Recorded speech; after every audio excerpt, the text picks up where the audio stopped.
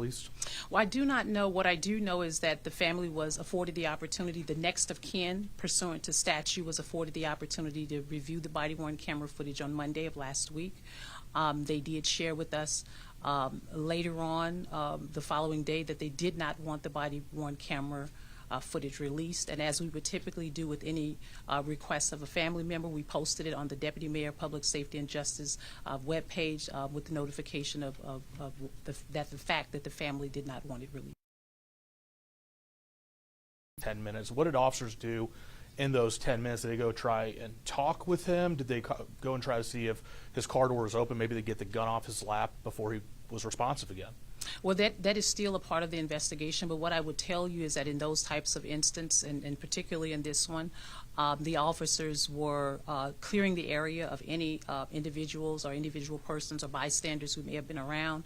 They were also using their police vehicle to box in the individual's vehicle, and they were also attempting to create a plan on how they would respond or engage when they were notified by other officers that there was individual movement inside the car.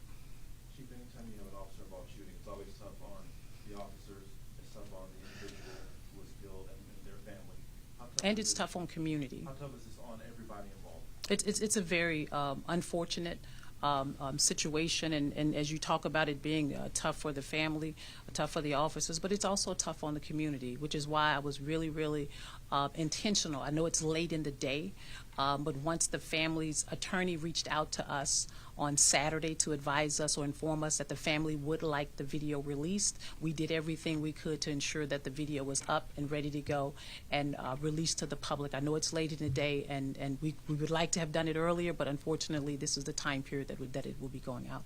There's a bit in the video where it slowed down and you see like a red circle. Are you able just to like walk us through what's taking place or just break it down to the community as they watch this slowed down version moments before the shooting? That version is really to kind of give a depiction of the fact that, you know, we know that there was an incident that was taking place, and oftentimes when there's a body-worn camera footage, you see it from one perspective, and what we wanted to do was to give the community the opportunity to see it from different angles. In that particular video clip that you're referring to, the officer has his weapon in the window of the driver's side of the vehicle.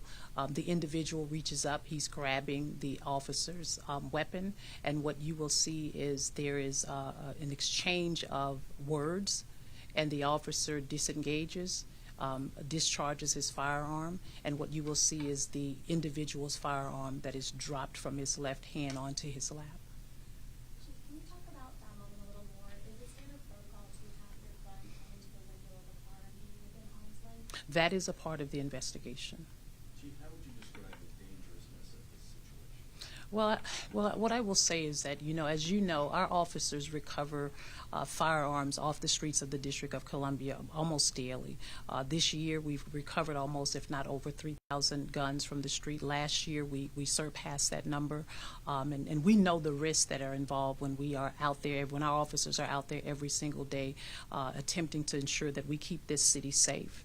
And so it is risky, and it is serious, and it is a dangerous situation for anyone. I mean, what we want to do in this particular case is ensure that we are sharing the information that occurred on camera footage with the community, so that we can move this case along to the appropriate U.S. Attorney's office so that they can conduct the appropriate criminal investigation in this case. Given that danger, I mean, will there be a change of protocols for incidents like this? I know we saw some officers potentially in the line of fire from their own fellow officers who are on the passenger side versus, you know, on the driver's side. Will this change any sort of protocols? So what we do in any of instance, whether it's an officer-involved shooting, whether it's any type of incident that occurs, a review of such this nature where we're looking at the body-worn camera footage, there will be a recommendation made to us either by the U.S. Attorney's Office and or by our Internal Affairs Office. We will also have our Use of Force Review Board to also review the results of the investigations, and then we will take into consideration all of the recommendations that are made to us with respect to the policy or training that we may need to do with our agency. Justin Robinson was with Cure the Streets. What's the department's relationship with violence interrupters in the city?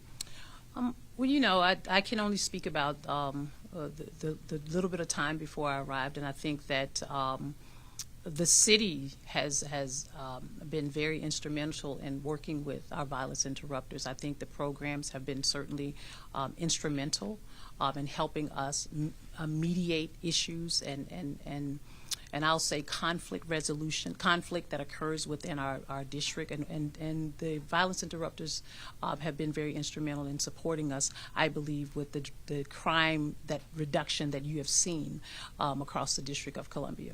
Chief, some people will view the video and they wonder why the officers couldn't have used that ballistic shield to open a car door and try and disarm him. I mean, people in the community are not police officers. That is Maybe, correct. We don't know whether that would be even protocol to do something like that. What would you say about that? Well, what I would say is that, again, it will be revealed during the investigation. I cannot get into the thought process of the officer. I mean, I think you stated it yourself, how dangerous these situations can be from time to time, and what I would like to be able to do is wait for the results of the investigation to come back in order to determine what the next steps will be.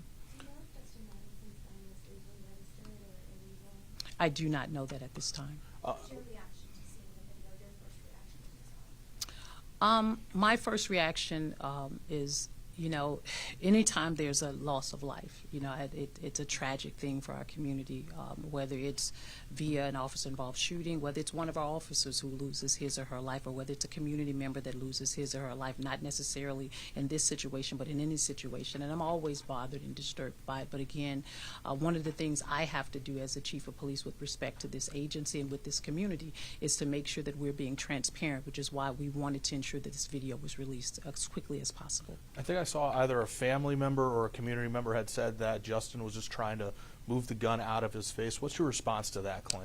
I don't have a response to that because I was, number one, I was not on scene, and I can't articulate what anyone was thinking at that time. The family who said that they did want it released, they just wanted an unedited version released.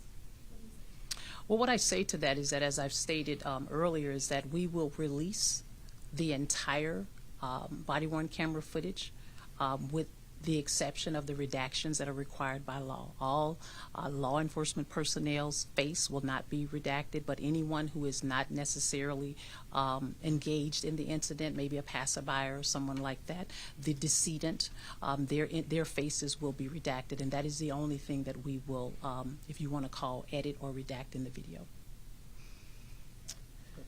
Thank you, Thank you Chief. so much. Thank you. Yep. Thank you.